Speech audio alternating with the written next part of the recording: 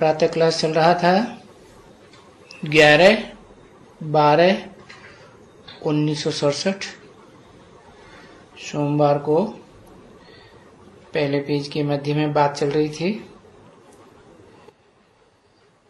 कि जो दुनिया के मनुष्य हैं उनको कहा जाता है धृतराष्ट्र के बच्चे, अंधे की औलाद अंधे, और ये हैं युधिष्ठिर के बच्चे जो युद्ध में स्थिर हैं, भागने वाले नहीं हैं। जो भागने वाले हैं उनको भी क्या कहेंगे? युधिष्ठिर के बच्चे या धृतराष्ट्र के बच्चे हैं? धृतराष्ट्र के बच्चे, अंधे की औलाद अंधे, ब्लाइंड फेथ। ये जो मनुष्यों को कहा गया ना धृतराष्ट्र के बच्चे है, ये यहाँ आंखों से तो देखते हैं परंतु बुद्धि का तीसरा नेत्र, समझ का नेत्र कुछ भी नहीं है। अंधश्रद्धा से ही पूजा करते रहते हैं देहधारियों में। इनको कोई पता ही नहीं है, किसी के भी ऑक्यूपेशन का पता नहीं है कि जिनकी हम पूजा करते हैं उनका धंधा क्या है। देह की परवरिश में लगे रहना या आत्मा का पुरुषार्थ करना, आत्मा के अर्थ करना। फिर अपने भी ऑक्यूपेशन का पता नहीं है कि देह की परवरिश में लगे हुए हैं या आत्मा के अर्थ लगे हुए हैं, तन से, मन से, धन से, समय, संपर्क और संबंधियों की पावर से। अभी तुम बच्चों को अपने ऑक्यूपेशन का पता मिल गया, सारा पता मिल गया। एक 84 जन्म के ऑक्यूपेशन का भी पता मिला है तुमको। मुख्य तो वो है, इसी जन्म का कि 84 जन्म का है। 84 जन्म के ऑक्यूपेशन का भी पता पड़ गया है कि अभी हम इस जन्म में, ब्राह्मण जन्म में, जितना आत्मा के अर्थ है ताकत लगाएंगे, तन की, मन की, धन की आदि की, उतना हम जन्म जन्मांतर के लिए है इस ऑक्यूपेशन की प्रतिफल में हम प्राप्ति करते ही रहेंगे जन्म जन्मांतर। तो बाप बैठ करके बतलाते हैं, समझाते हैं कि जैसे बाप बच्चों को समझाते हैं ऐसे फिर बच्चों को भी और बच्चियों को भी और बच्चे बच्चियों को समझाना है कि बाप का ये शिव बाबा का कोई नहीं है कि औरों को भी समझावे। क्या? क्योंकि बच्चे देखो तो कितने हैं गांव है, तो इतनों को शिव बाबा समझावेंगे क्या? अरे वहां गावड़े गावड़े में बाबा थोड़े ही जा सकेंगे। जा सकेंगे? अरे हम नहीं जा सकेंगे, मददगार चाहिए ना, तो खिदमतगार चाहिए। इसलिए तुम्हारे को कहा ही जाता है भाई ईश्वरीय मिशन है इनकी, ये कोई आसुरी मिशन नहीं है, मानवीय मिशन नहीं है, ये ईश्वर की साक्षात चलाई हुई मिशन है। तो इस समय में तुम सभी को ईश्वर का बना रहे हो है, क्या टारगेट रखा है? कितनों को बनाए रहे हो? हा? अरे लक्ष्य क्या है? कितनों को ईश्वर का बनाए रहे हो?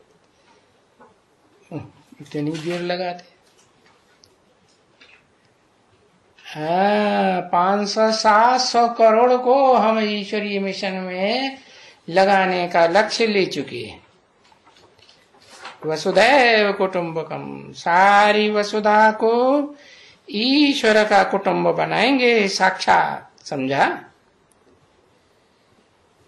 क्योंकि समझाते हो कि बच्चे, तुम बच्चे हो। हैं? कैसे बच्चे हो? हद के बाप के कि बेहद के बच्चे? बेहद बाप के बच्चे हो, और बाप भी बेहद का है। हाँ, कोई थोड़े बहुत बच्चों का बाप नहीं। इस दुनिया में जितने भी मनुष्य मात्र हैं उन सब का बाप, और इस दुनिया में जितनी भी आत्माएं मात्र हैं, मनुष्य में ही आत्मा होती है क्या? है? पशु पक्षी कीड़े मकोड़ों सब में आत्मा होती है ना। तो सब आत्माओं का बाप है बेहद का बाप। उन बेहद के बापों से क्या कहा? एक बाप कि ज्यादा बाप? बेहद के एक बाप बेहद का। अच्छा, उन क्यों लगाई दिया? उन बेहद के बाप से हाँ आत्मिक रूप में देखेंगे तो दो है, और व्यक्तित्व के रूप में देखेंगे तो बेहद का एक बाप है, शिव बाबा। तो उन बेहद के बाप से तुमको बेहद का वर्षा मिलेगा। कैसा? बेहद का वर्षा क्या होता है?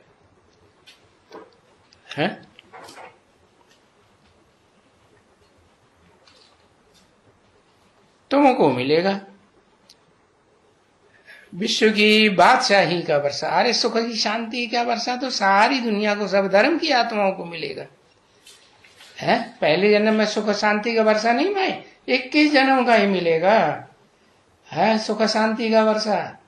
बाकी मुरली में तो बोला है कोई बच्चे ऐसे भी हैं जो 82-83 जन्म भी सुख शांति में रहेंगे। वो नहीं लेना है। अबे तो देखो बेहद का वर्षा है। बेहद माने जिसकी हद नहीं आकी जा सकती। तो देखो इसको कहा जाता है ईश्वरीय मिशन। किसको? बेहद का वर्षा पाया। हाँ, तो बेहद का वर्षा जहां से मिले उसको कहा जाता है ईश्वरीय मिशन। हाँ,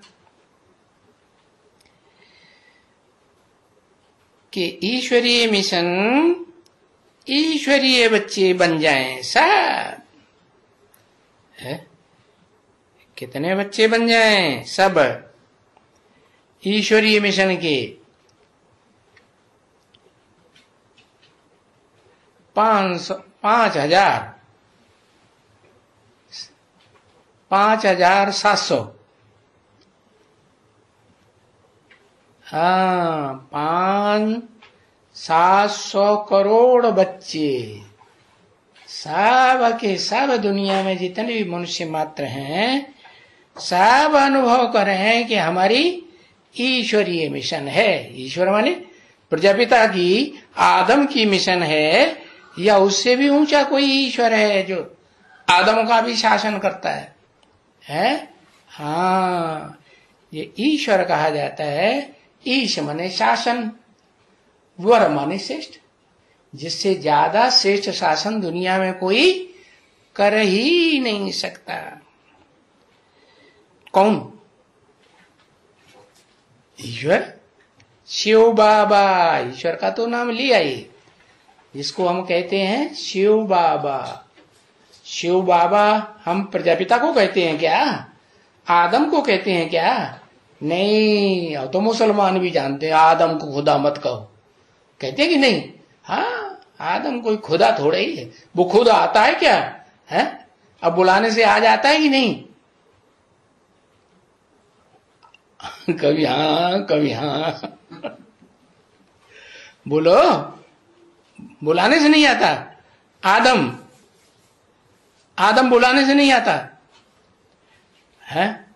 अरे आदम तो मनुष्य है ना, उसको तो मान सम्मान देंगे, बुलावेंगे, निमंत्रण देंगे तो आएगा नहीं। अरे मनुष्य मान सम्मान लेते हैं कि ईश्वर खुदा लेता है मान सम्मान? हाँ, खुदा तो मान सम्मान का आदि है ही नहीं। वो तो जब आना होगा उसे लगेगा कि हाँ अब जाना जरूरी है, अब मेरे सारे बच्चे दुखी हो गए। क्या एक भी बच्चा अगर सुख में महसूस करता है तो इसका मतलब वो मेरा बच्चा है। सुखदाई का बच्चा है या दुखदाई का बच्चा है? सुखदाई का बच्चा। तो इस दुनिया में जब सब दुखी अनुभव करने लगते हैं तो मेरे दिल में आता अब मैं जाऊं।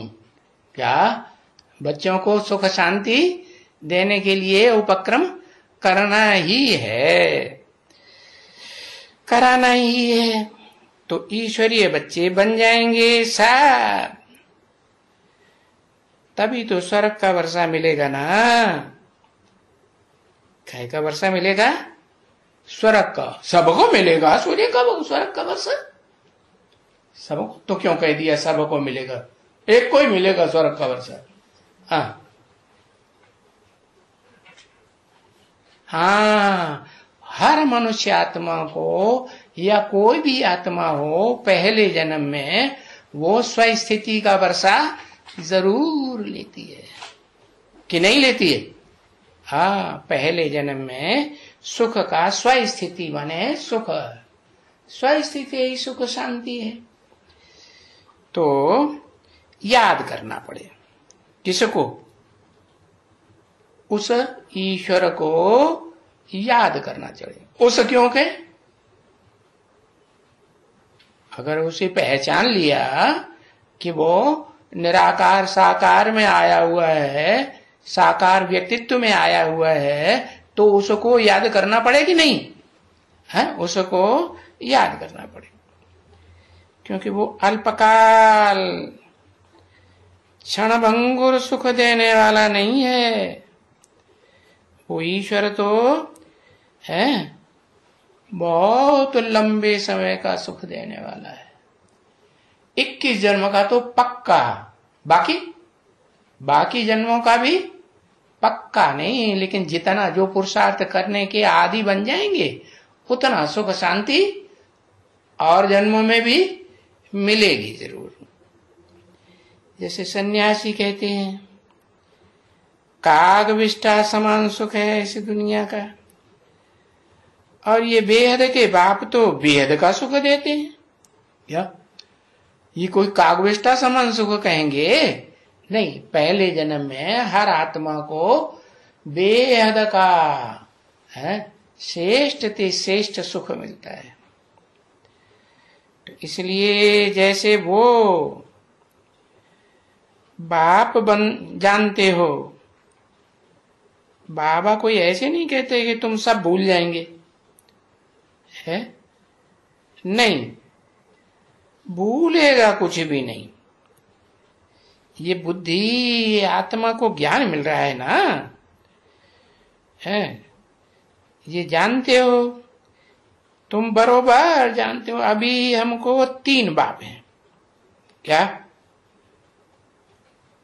कौन कौन है?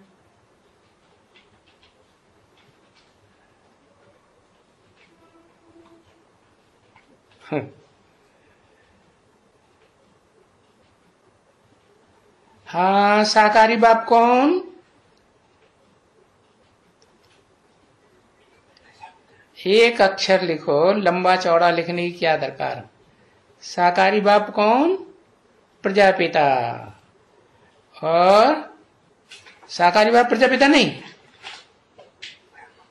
साकारी बाप प्रजापिता नहीं, लिखो कौन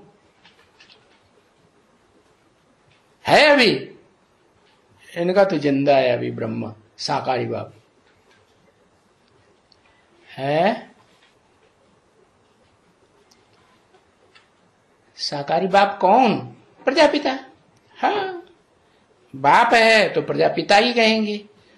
और अम्मा के रूप में है सहन शक्ति वाली, पार्ट बजाई रही है वो आत्मा, तो फिर माँ का पार्ट हुआ, तो बाप के रूप में प्रजापिता ही कहेंगे ना। साकार है या नहीं है इस दुनिया में, है कि नहीं है? कि सूक्ष्म बतनवासी बन गया? वो तो सूक्ष्म बतनवासी बनता ही नहीं। बनता है? वो नहीं बनता। तो तीन बाप है, एक लौकिक साकार बाप और दूसरा पारलौकिक। कौन है? हाँ, पारलौकिक शिव, बाबा नहीं। शिव बाप, बाबा नहीं कहेंगे, है? हाँ, भले वो साकार तन में आता है, परंतु फिर भी मन बुद्धि से कहाँ रहता है? आत्मलोक में ही रहता है, रथ में रहता है, आत्मलोक नहीं रहता।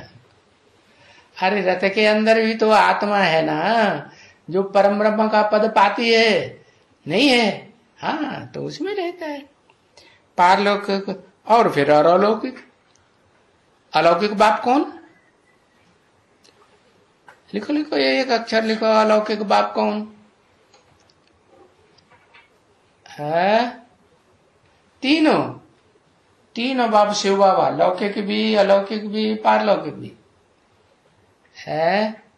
परम ब्रह्म, वो तो अम्मा हो गई। ब्रह्मा दादा लिख रहा है, ब्रह्मा बाबा दादा लिख रहा है। अलौकिक बाप है वो, अलौकिक बाप।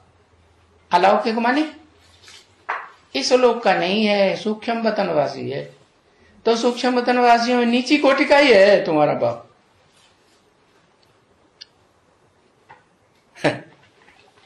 बता। हाँ, शंकर। शंकर इस दुनिया में नहीं है? अगर इस दुनिया में नहीं है तो उसकी मूर्ति कहां से आ गई? है अलौकिक आकारी बाप कौन हुआ? हाँ, प्रजापिता तो साकार दुनिया का साकार बाप अभी तो हुआ क्लियर है। लेकिन वही आत्मा जब मनन चिंतन मंथन की स्टेज में होती है तो हमारा कौन सा बाप हुआ? अलौकिक बाप हुआ। तीन वतन है ना, सूक्ष्म वतन। क्या सबसे नीचे साकारी दुनिया के नजदीक, तो उसे साकारी दुनिया जरूर रहती होगी याद।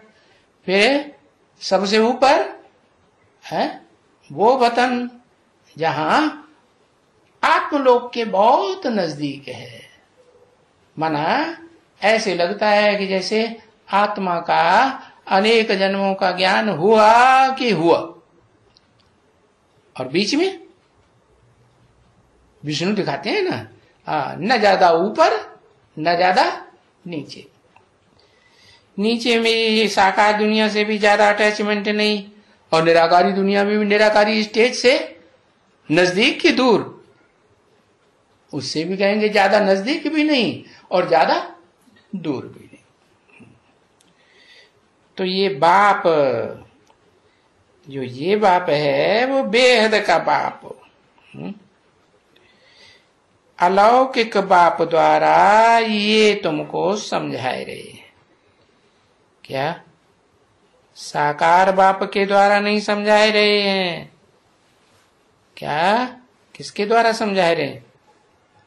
अलौकिक बाप, जो खुद सूक्ष्म मनन चिंतन मंथन की स्टेज में रहता है, उसके द्वारा समझाए रहे।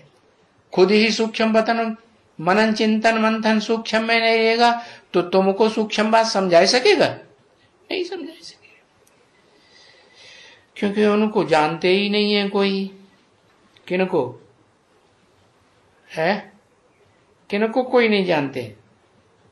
सूक्ष्म वतनवासी जो एकदम अव्वल नंबर में सूक्ष्म वतनवासी बाप है, उसको कोई जानते ही नहीं, कोई नहीं जानते है। अरे कोई नहीं जानते, झूठ बोल दिया कि कोई नहीं जानते। अच्छा 67 में कोई नहीं जानते होंगे, अभी तो 67 को कितने साल है, कितने साल हो गए हैं? अरे 50-60 साल पूरे होने जा रहे हैं कि नहीं।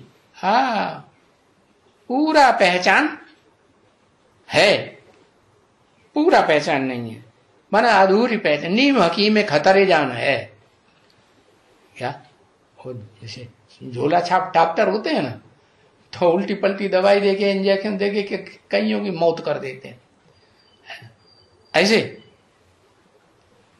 अरे पूरा ज्ञान या अधूरा ज्ञान, ज्ञान कौन सा अच्छा? अरे जो विद्वान पंडित आचार्य ऋषि मुनि हुए उनको पूरा ज्ञान सृष्टि का, भगवान का, अपनी आत्मा का पूरा ज्ञान, या अधूरा ज्ञान था? अधूरा ज्ञान था। तो वो तो नुकसानदायक है। देखो कोई भी जानते हैं अभी भी, मना 67 में भी कोई नहीं जानते थे, और भी क्यों लगाई दिया, और आगे भी ढेर सारा टाइम पड़ा है उस अलौकिक बाप को है कोई भी नहीं जानते हैं। जानते हैं तो क्या करेंगे?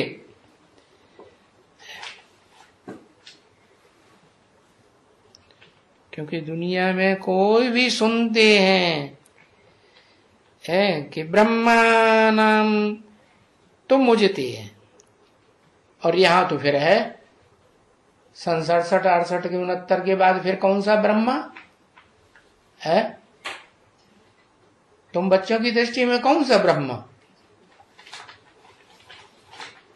मुकर्रर रथधारी ब्रह्मा या टेम्परेरी ब्रह्मा? मुकर्रर रथधारी, जिसे परम ब्रह्म की स्टेज में पहुंचना है। तो मत सुन, मुझते हैं कि बड़े से बड़ा ब्रह्मा, दादा लेखरा से भी बड़ा ब्रह्मा और कौन सा हो सकता है? मुझते है कि नहीं? मुझते। ब्रह्मा की बायोग्राफी का किसी को भी पता नहीं है। अरे ब्रह्मा के बारे में इतने बड़े बड़े शास्त्र लिख दिए हैं, ब्रह्म वैवर्त पुराण ही सारा लिखा हमारा, कोई भी ऐसा शास्त्र नहीं है जिसमें ब्रह्मा का नाम ना आया हो है, उसके बारे में किसी को पता ही नहीं।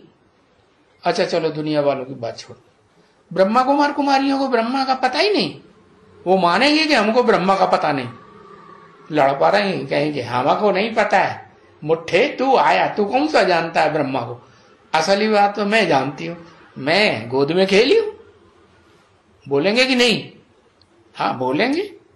अच्छा ब्रह्मा नाम तो है ना किसका? बड़े से बड़े ब्रह्मा का नाम बताओ।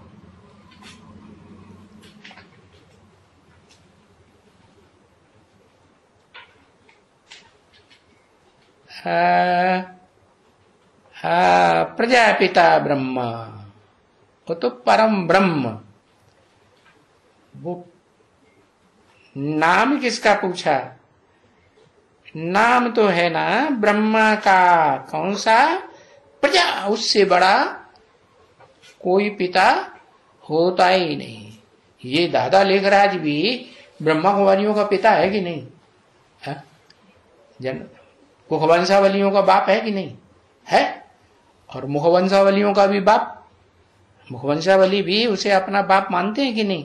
मानते तो हैं, लेकिन उनसे भी बड़ा कोई ब्रह्मा है या नहीं? कहेंगे प्रजापिता ब्रह्मा उस दादा लेखराज पुरुष चोले से भी बड़ा चोला कोई है जो प्रजापिता ब्रह्मा है। जरूर ब्रह्मा का कोई हिस्ट्री ज्योग्राफी भी तो सुनाए ना, और सारी जीवन कहानी उनकी सुनाए कोई, प्रजापिता ब्रह्मा की।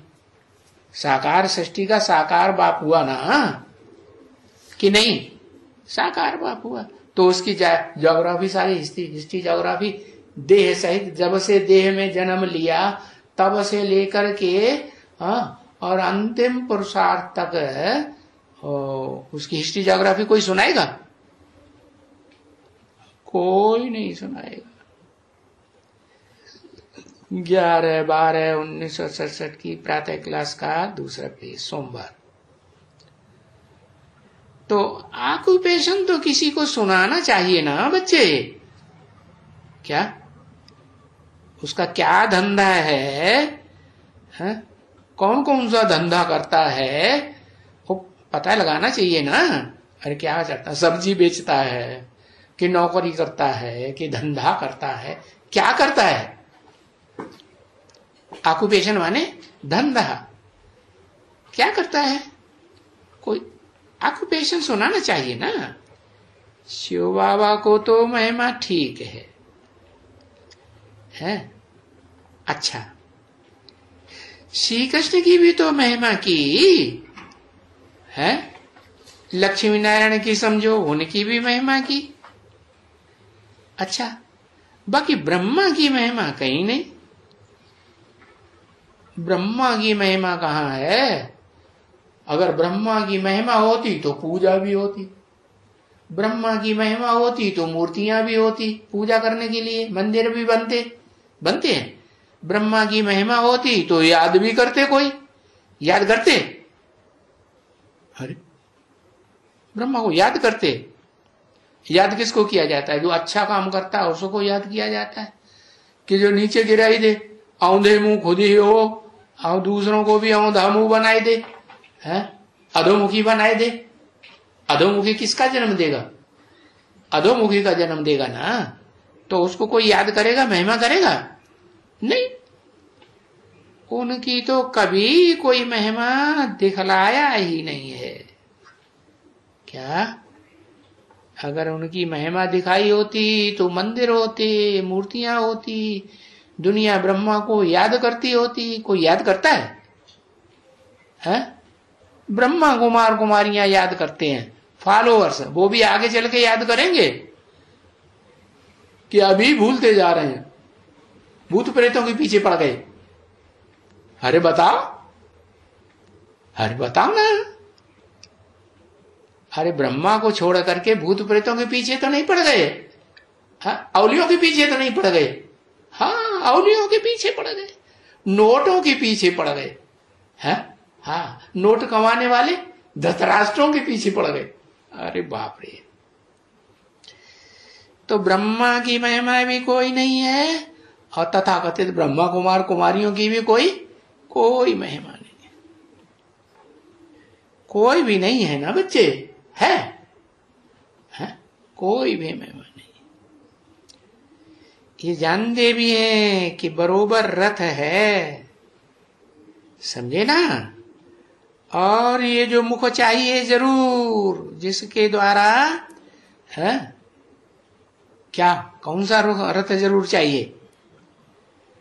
और ये मुख चाहिए जरूर। कौन सा मुख चाहिए? जिसके द्वारा ये अमृत मिले। तो दादा लेखराज ब्रह्मा के मुख से अमृत मिला, जो देवताएं अमर हो गए हों? नहीं मिला। अच्छा, देवताएं अमर नहीं हो गए, कोई ब्राह्मण अमर हुए?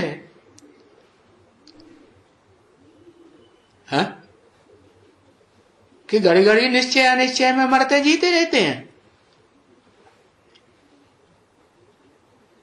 एक हो गया। अच्छा, एक का पता चल जाएगा तो पता है कोई छोड़ेगा उसे? जिसको एक का पूरा पता चल जाएगा तो उसे छोड़ेगा? छोड़ेगा? छोड़ के जाएगा? बताओ। अरे फिर नहीं जाएगा।